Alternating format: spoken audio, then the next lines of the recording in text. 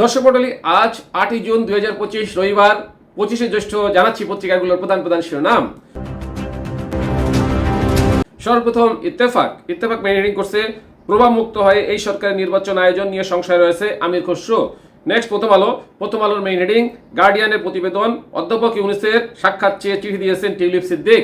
Next যুগান্তরের main heading সৌদির work ও উমরা ভিসা সাময়িক স্থগিত। নেক্সট ভোরের কাগজের মেইন হেডিং সিন্ধু চুক্তি পুনর্বহলে বারবার ভারতকে পাকিস্তানের চিঠি। এরপর জনকণ্ঠের মেইন হেডিং জামাতের ইসলামের আমির ডক্টর শফিকুর রহমান, নির্বাচনের বাইরে দেশের হস্তক্ষেপ কাম্য নয়। নেক্সট সমকালের মেইন হেডিং আবার উত্তাল মণিপুর, কারফিউ জারি।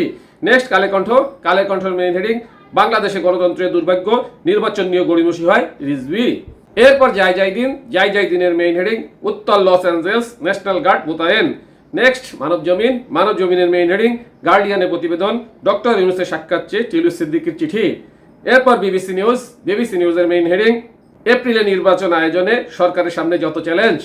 নেক্সট আরটিভি নিউজের মেইন হেডিং কাদের সুবিধার জন্য নির্বাচন পিছিয়ে দেওয়া হচ্ছে, প্রশ্ন আমির খসরুর। এরপর ইনকলাব পত্রিকার মেইন হেডিং সোমবার যুক্তরাজ্য সফরে যাচ্ছেন প্রধান উপদেষ্টা। এই ছিল পত্রিকাগুলোর প্রধান শিরোনাম। সাথে থাকার জন্য ধন্যবাদ। আসসালামু আলাইকুম।